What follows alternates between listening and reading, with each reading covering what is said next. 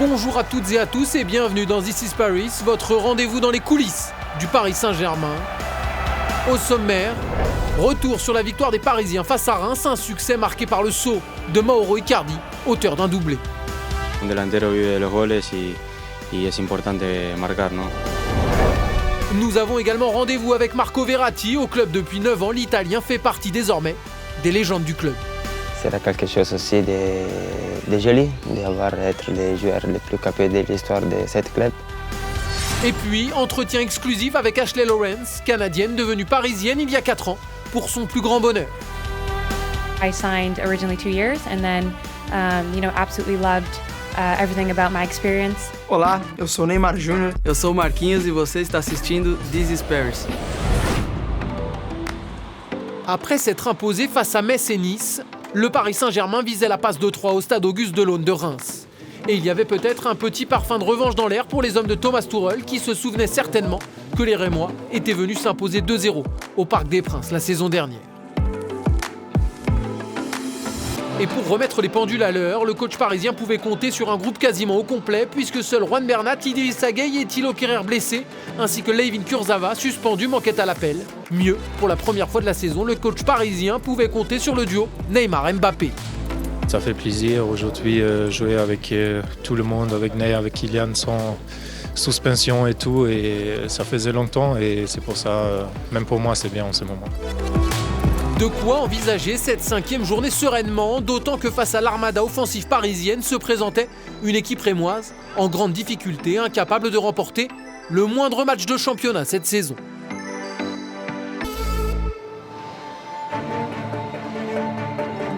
Résultat, très vite, le Paris Saint-Germain va se mettre en action et il ne faut que 7 minutes à Kylian Mbappé pour enflammer la défense champenoise.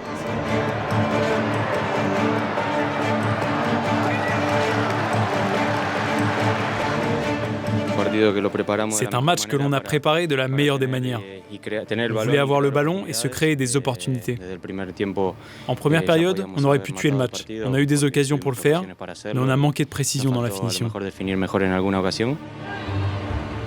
Effectivement, avec 21 tirs tentés, le PSG aurait pu faire mieux. Mais comment blâmer Mauro Icardi, lui qui sur sa première tentative fait mouche après un superbe travail de Kylian Mbappé. Jouer avec des grands joueurs, c'est important. Être entouré par André, Ney et Kylian, c'est important pour moi parce que je sais que de bons ballons vont arriver et que je vais pouvoir marquer. Avec cette première réalisation, le goléador argentin ouvre enfin son compteur cette saison. Débordant d'allant offensivement, les Parisiens sont également solides défensivement. Quant à Neymar, bien dans ses chaussures, le Brésilien orchestre la manœuvre. Malheureusement, ce dimanche soir, les rouges et bleus manquent de précision dans la finition, à l'image d'André Di Maria. Ultra dominateur, le Paris Saint-Germain écrase littéralement des Rémois dépassés, mais rien n'y fait. Le ballon ne veut pas rentrer. Résultat, malgré 12 tirs à 2 en première mi-temps, à la pause, le score n'est que de 1-0.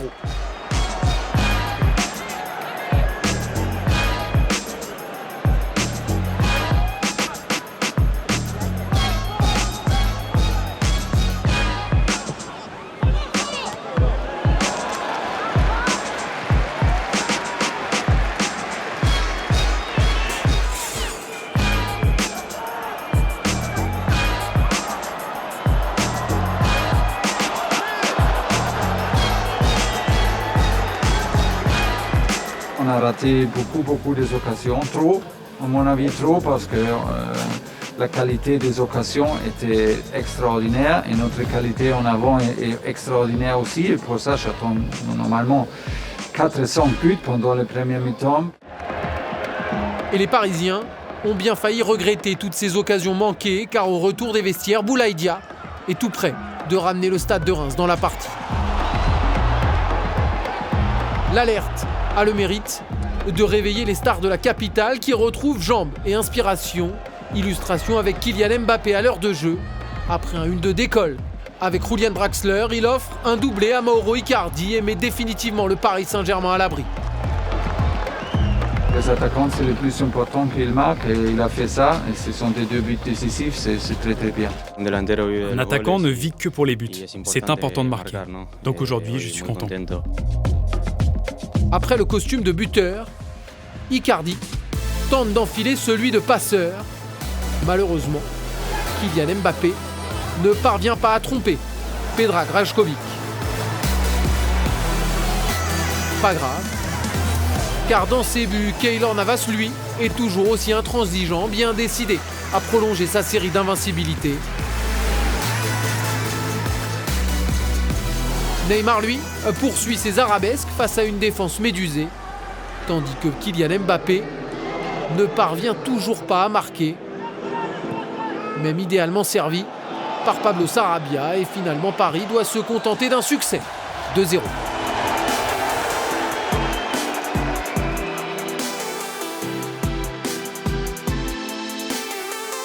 Le deuxième mi-temps, je ne suis pas content, c'était pas assez agressif, pas assez serré, pas assez intensif. Et pour ça, je ne suis pas content avec le deuxième. Le premier était bien et oui, notre victoire sans but encaissé, c'est bien. 3 matchs, 3 victoires, 6 buts marqués, aucun encaissé. Le Paris Saint-Germain est désormais complètement lancé. Ça faisait plaisir, je crois. Malheureusement, on n'a pas marqué plus que 2 buts, mais on a mérité, on a maîtrisé le match et c'est pour ça qu'on est content aujourd'hui.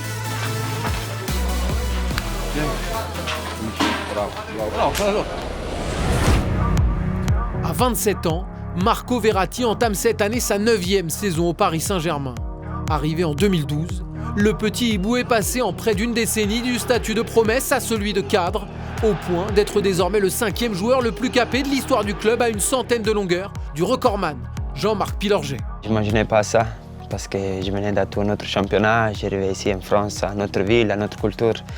Je ne pensais pas de pouvoir rester 9 ans, mais c'est vrai que quand je suis arrivé, je me suis trouvé vraiment très bien ici. Toutes les années, j'ai toujours commencé l'année avec le même enthousiasme, avec la même envie dès les premiers jours. Ça, c'est très important. Et rien, je suis très content de faire partie de ces joueurs qui sont avec beaucoup de matchs. Ce sera quelque chose aussi de joli, d'être les joueurs les plus capés de l'histoire de ce club. C'est un club que j'aime beaucoup, c'est un club qui me fait grandir, qui m'a fait connaître le vrai football, qui m'a permis de jouer des grands matchs, de jouer aussi en équipe avec de très grands joueurs. C'est pour ça que, comme je dis avant, je suis très bien ici et je pourrais rester encore longtemps. Arrivé dans l'ombre de Zlatan Ibrahimovic en provenance de Pescara, le numéro 6 parisien a su s'affirmer au fil des saisons jusqu'à devenir aujourd'hui l'un des relais privilégiés de Thomas Tuchel. Oui, bien sûr qu'après 9 ans que tu es dans le même club, que tu connais vraiment tout de ce club, c'est normal que tu as une expérience différente. Tu as déjà vécu beaucoup de choses que peut-être un autre ne l'a pas vécu. Tu as beaucoup d'expérience en plus à raconter que tu as passé toute cette année avec ce club. C'est pour ça que je me sens un joueur important et aussi les autres me font sentir un joueur important. Et ça, c'est une chose jolie parce que, comme je dis avant, je suis encore jeune, j'ai encore 7-8 ans de carrière avant moi. Et c'est pour ça qu'avoir fait ça avec Paris Saint-Germain, un club qui, surtout les dernières 10 années, il a grandi vraiment beaucoup. Je me suis senti partie d'un projet que c'était vraiment magnifique de pouvoir progresser avec ce club. Progresser, mais pas au point de porter le brassard. L'Italien préfère laisser cela à d'autres, d'autant qu'il y a certains aspects de la fonction qui ne semblent pas vraiment faits pour lui.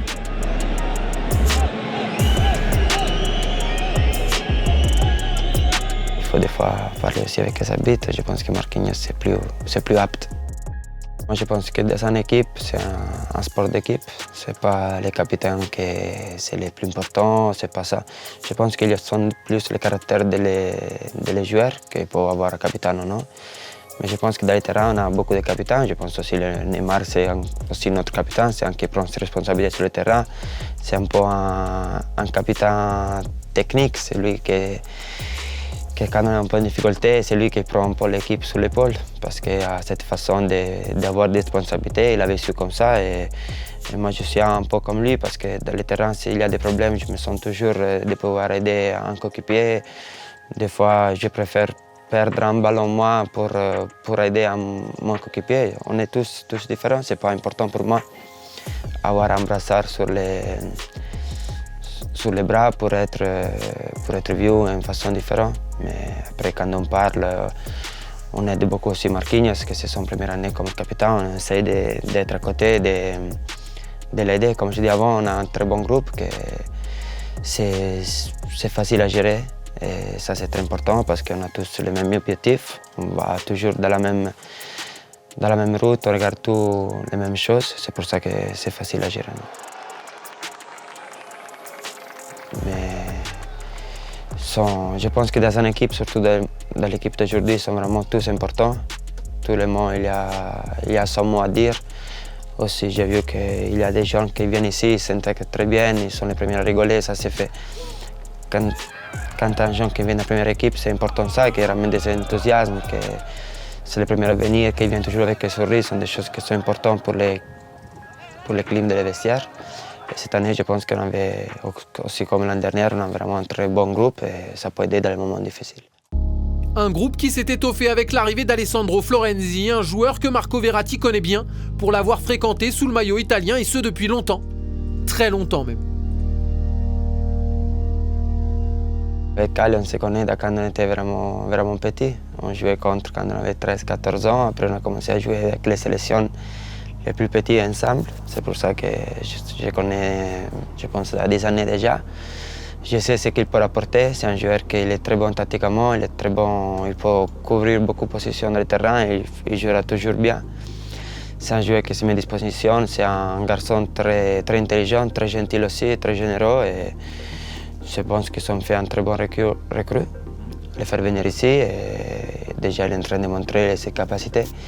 Il s'est senti toujours, dans les moments qu'il arrivait à la maison, parce que tout le monde l'accueillait bien. Comme je disais avant, on est vraiment un très bon groupe. Et ça, c'est aussi Florenzi qui m'a dit quand il est arrivé, il m'a dit vous êtes vraiment bien. Vous êtes tous des joueurs grands, vous êtes des hommes très bien. C'est pour ça qu'il s'est senti bien. Pourtant, tout n'est pas encore parfait, la faute notamment à un calendrier très resserré qui a vu les Parisiens enchaîner 4 matchs en 10 jours, le tout sans préparation ou presque. Du jamais vu pour Verratti. C'est la première fois que ça me passe une chose comme ça, de jouer la finale de Champions League le 23 et qu'on avait un match le 29. Et ça, c'est pas, on ne le dit pas parce qu'on a perdu les premiers 2 matchs, mais tout le monde il a eu pas d'avantages, mais des moments de préparer des retours, parce qu'à la fin, il faut aussi dire que si le Paris Saint-Germain va en finale de la Champions League, c'est une chose pour tous les Français, ça doit être, à part Marseille, parce que je sais qu'ils ne sont pas contents, mais pour toute la France, ça doit être une chose d'orgueil qu'une équipe française il peut arriver jusqu'à la fin. Moi, j'étais très content pour Monaco quand ils sont fait semi-finale, j'étais leur supporter parce que ça me fait plaisir, comme ça, ils voient la France comme un championnat. Ou quand Lyon il gagne contre City, j'étais vraiment content, je l'ai dit sans problème.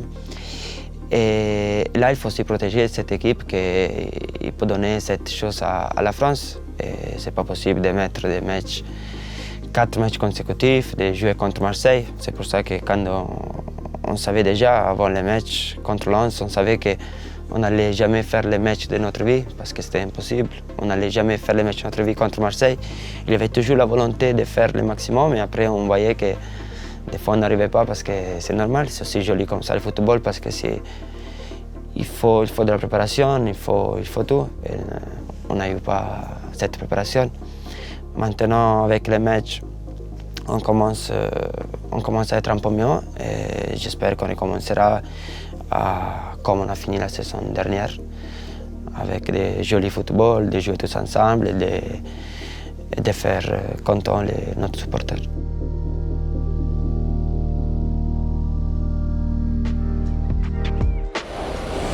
À suivre dans This is Paris, un entretien exclusif avec la Canadienne Ashley Lawrence avant de revenir sur la superbe victoire des filles du Paris Saint-Germain face à Reims.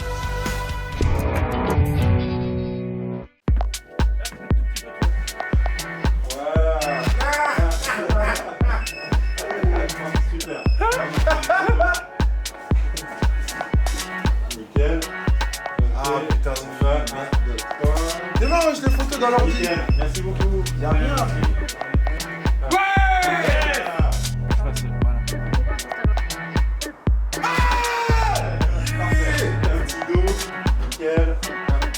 Julian Draxler. Merci beaucoup. Non, parce que après ça part pour le Tu marques pas, les gars. Ciao, sono Mauro Icardi. Siete pronti per la nuova stagione di Liga UEFA? Casi. Liga. Liga è muy difícil. On baisse un petit peu la tête. Super. Félicitations. Merci, Lille. Après une défaite sur la pelouse de Lille, puis un nul face au Havre, les U19 de Stéphane Roche se devaient de relancer la machine contre le Racing Club de Lens. Pas évident, car les Lensois, s'ils ne brillent pas à l'extérieur, sont en revanche intraitables à domicile depuis le début de la saison avec 2 victoires en 2 matchs.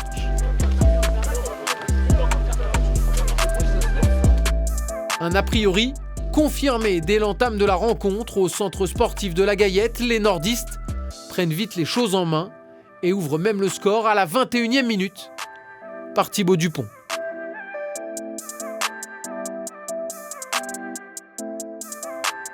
Pas de quoi démoraliser les Parisiens qui, après une première mi-temps poussive, retrouvent des couleurs. À l'heure de jeu, Xavi Simons trouve Kenny Naguera qui fait le reste. Mais le point du match nul ne suffit pas au Titi qui continue de pousser et accule les Lensois. C'est finalement Tierno Baldé qui va faire la différence sur son couloir droit. Le latéral provoque et obtient un pénalty dans le temps additionnel. Le capitaine, Xavi Simons, se charge de le transformer pour permettre au Paris Saint-Germain de s'imposer et surtout de se relancer.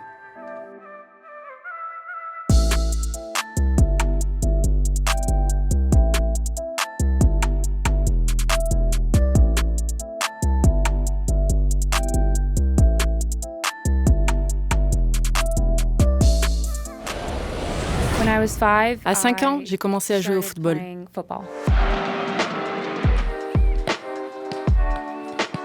À 10 ans, je savais que je voulais devenir professionnelle. À 15 ans, j'ai joué ma première Coupe du Monde chez les jeunes.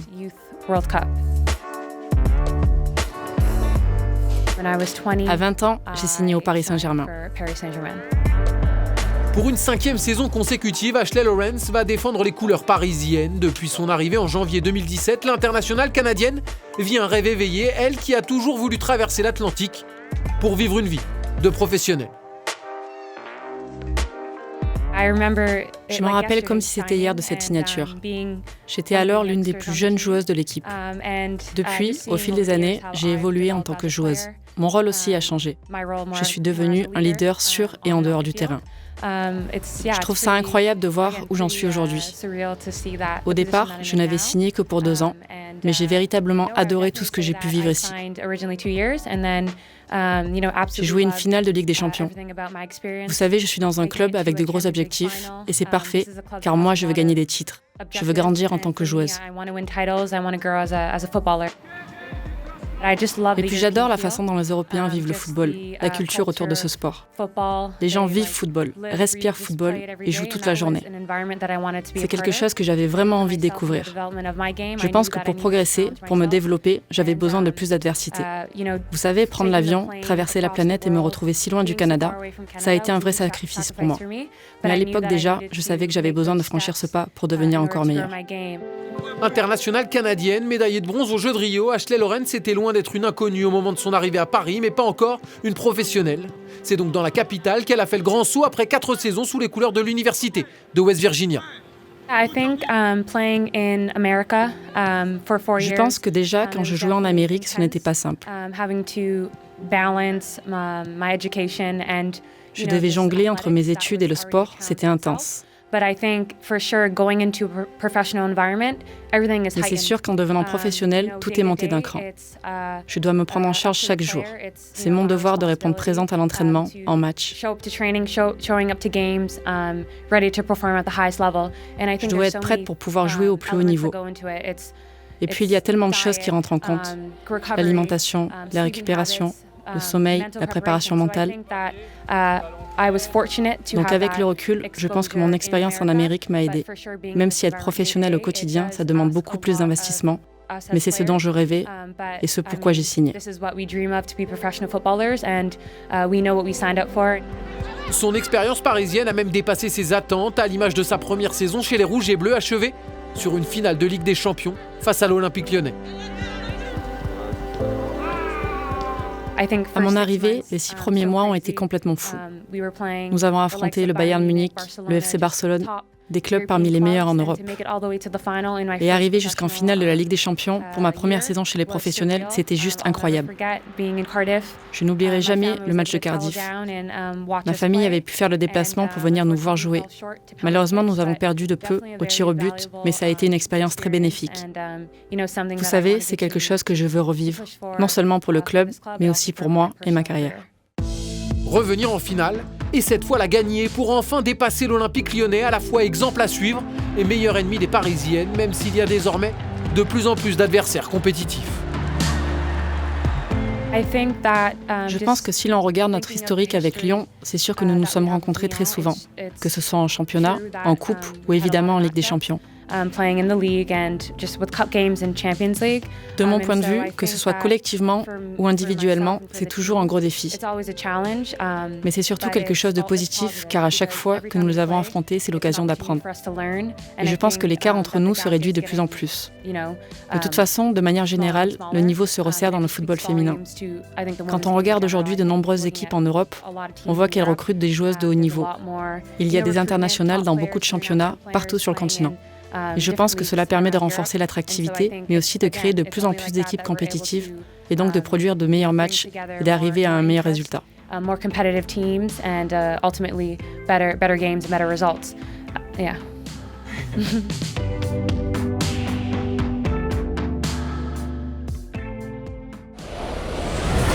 Après avoir concédé le nul sur la pelouse de Bordeaux il y a 2 semaines, ce sont des Parisiennes revanchardes qui se sont présentées au stade Jean-Bouin pour y accueillir le stade de Reims. Revanchardes, mais conscientes de la difficulté, surtout après la trêve internationale qui a obligé nombre de joueuses parisiennes à enchaîner.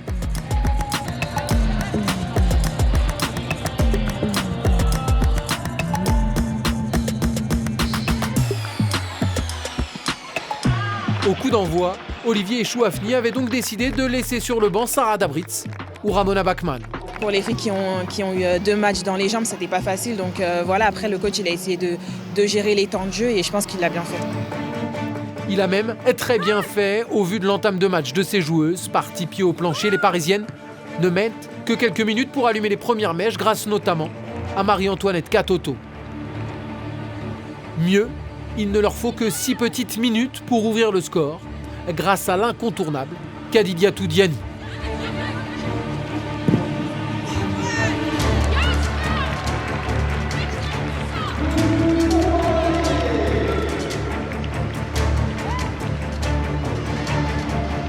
Il était important qu'on puisse marquer assez tôt dans le match.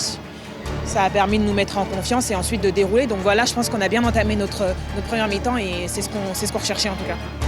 Les Rouges et Bleus vont même parfaitement entamer leur première mi-temps puisque très vite, Nadia Nadim enfonce le clou. Parfaitement servi par Marie-Antoinette Katoto, la Danoise met le Paris Saint-Germain à l'abri après seulement 23 minutes de jeu. On a maîtrisé les débats, notamment une belle première mi-temps avec tout ce qu'on avait décidé de mettre en place. Je pense que vraiment les joueuses ont pris conscience qu'on avait besoin de se rendre le match facile et c'est ce qui s'est passé. On a marqué rapidement, on a réussi à marquer un deuxième. D'une part ça soulage et après ça permet de donner confiance. Résultat, les Parisiennes marchent sur leurs adversaires du jour. Et si Nadia Nadim manque le doublé, Kadidiatou Diani, elle, ne va pas laisser passer l'opportunité.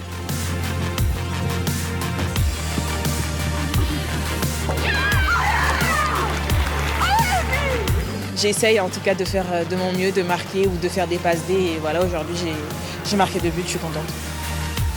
Avec 5 buts au compteur, Diani trône en tête du classement des buteuses. Mission accomplie, c'est donc du banc qu'elle assistera à l'ultime réalisation signée Signe Brune pour une victoire nette et sans bavure, 4-0, histoire de relancer la machine.